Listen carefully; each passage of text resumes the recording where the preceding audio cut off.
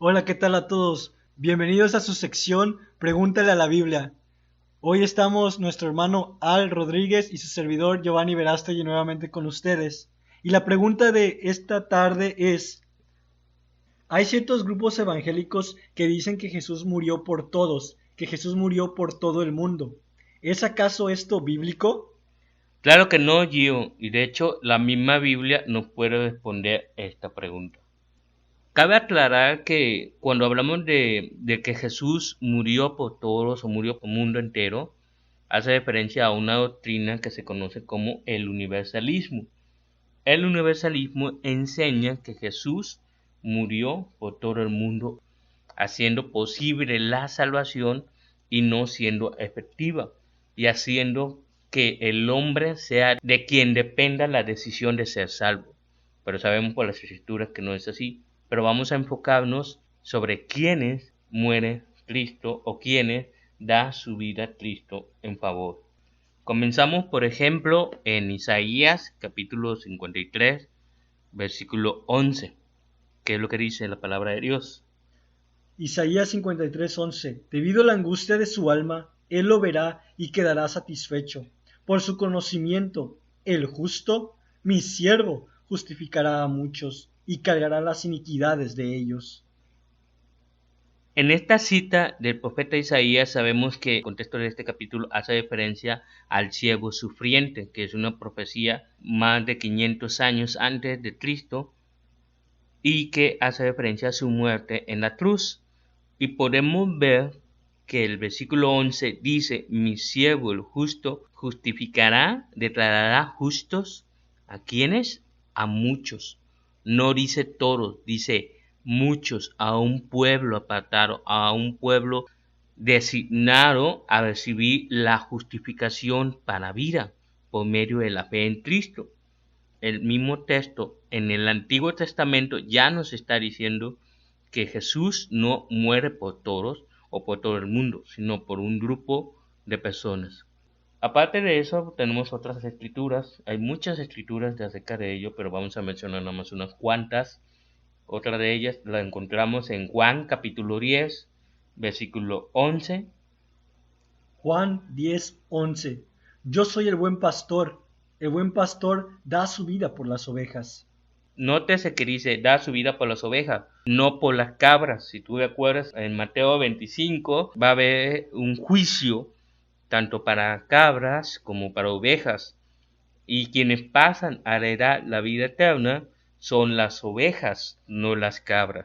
Ahí muy claro que Juan capítulo 10, versículo 11, es Jesús da su vida por las ovejas, por un grupo de personas en específico, a quienes hace efectiva su salvación. Lo podemos encontrar también ahí mismo en Juan capítulo 10, versículo 26 al 28, para confirmar. Juan capítulo 10:26 al 28. Pero vosotros no creéis porque no sois de mis ovejas. Mis ovejas oyen mi voz y yo las conozco y me siguen. Y yo les doy vida eterna y jamás perecerán y nadie las arrebatará de mi mano. Ahí podemos constatar lo que venimos diciendo. Aquellos que no creen no son sus ovejas, no son su pueblo. ¿Por qué? Porque las ovejas oyen su voz. ¿Cuál voz? La palabra del Evangelio de Cristo Jesús. Y es a través de la palabra del Evangelio de Cristo Jesús quien da vida eterna. Y de esa manera jamás van a perecer y van a estar seguras en el hueco de su mano. Por tanto, todos aquellos que no creen no pertenecen al rebaño de las ovejas. Otra cita que podemos encontrar acerca de a quienes da su vida Jesús se encuentra en Efesios capítulo 5, versículos 2 y 25. Efesios capítulo 5 versículo 2. Y andad en amor, así como también Cristo os amó y se dio a sí mismo por nosotros, ofrenda y sacrificio a Dios como fragante aroma. Versículo 25. Maridos, amad a vuestras mujeres, así como Cristo amó a la iglesia y se dio a sí mismo por ella. Muy claro estos textos bíblicos en los que dice que Cristo se dio por nosotros. ¿Cuáles son esos nosotros? Bueno, en el contexto directo habla de los efesios de la iglesia de Éfeso, es decir, los creyentes en Jesucristo. Y eso lo confirma más todavía el versículo 25, donde dice que Cristo amó a su iglesia, a su pueblo elegido, y se dio a sí misma por ella.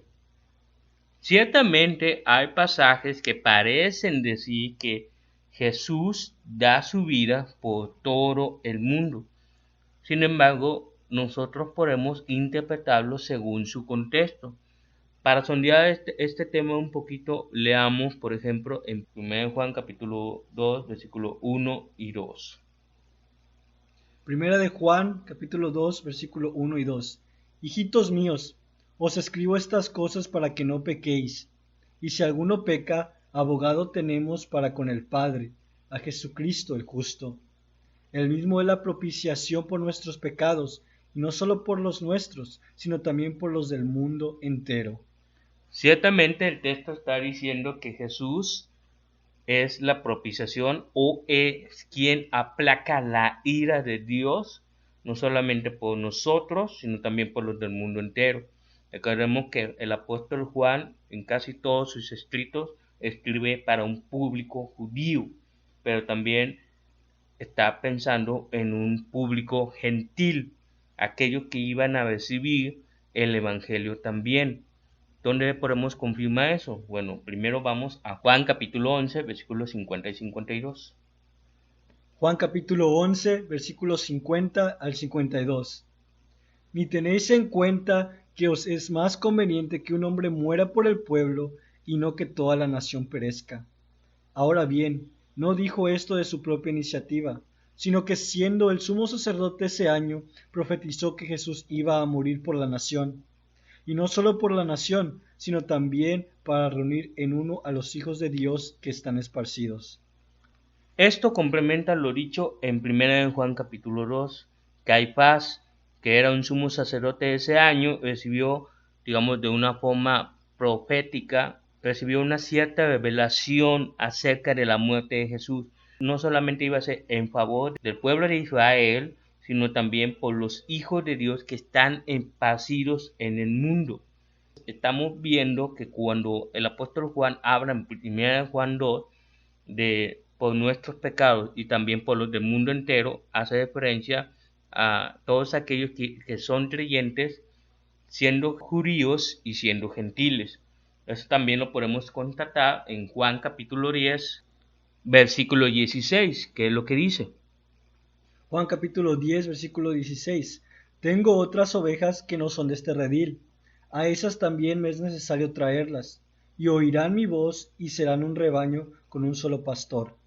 Ahí Jesús está hablando de las ovejas de Israel y posteriormente a aquellas que son ovejas fuera de ese redil. ¿Quiénes son esas ovejas fuera de ese redil, de ese rebaño? Los gentiles. Los gentiles. Entonces, podemos ver que Juan es el mismo autor de su evangelio y de las cartas y está hablando en un mismo idioma y en un mismo lenguaje. Por tanto, el término mundo no es literalmente a todo el mundo, sino que se hace referencia a otro grupo de personas. Ahora bien, si tuviéramos que tomar literalmente la palabra mundo a todo, entonces tendríamos que checar lo que dice en Lucas capítulo 2, versículo 1. Lucas capítulo 2, versículo 1. Y aconteció en aquellos días que salió un edicto de César Augusto, para que se hiciera un censo de todo el mundo habitado. Ahí se menciona la palabra mundo, sin embargo, no todo el mundo ha participado de ese censo en la historia. Ahí no fueron ni los japoneses, ni los mexicanos, ni los peruanos, ni los rusos, ni nada. Entonces, ¿a qué se refiere el mundo habitado? A todo el imperio romano, porque era costumbre en aquella época que cada cierto tiempo se hacía un censo sobre todo el imperio romano. Por lo tanto, no podemos interpretar literalmente la palabra mundo en todos los casos. En resumen, hemos dicho que el universalismo es la doctrina que enseña que Jesús ha dado su vida por todos y por todo el mundo. Pero hemos visto a través de la Biblia que esto no es así. que Cristo Jesús dio su vida por las ovejas, que Cristo Jesús dio su vida por su pueblo y por su iglesia, por muchos, no por todos, para justificarlos y darles salvación por gracia. Además, las veces que se menciona la palabra mundo es como una forma de hacer distinción entre el pueblo de Dios y los gentiles, haciendo referencia a todos como un pueblo que cree en Cristo Jesús. Esperamos que con esto les haya sido resuelta esta duda. Si no, de cualquier manera pueden contactarnos, escribirnos a nuestro correo que es afirmadosenSuPalabra@gmail.com, o pueden dejar mensajes entre los comentarios o por inbox de la página de Facebook Afirmados en su Palabra. Muchas gracias por estar con nosotros. Los esperamos para la próxima. No se les olvide, este es su programa favorito, Afirmados en su Palabra, en la sección Pregúntale a la Biblia.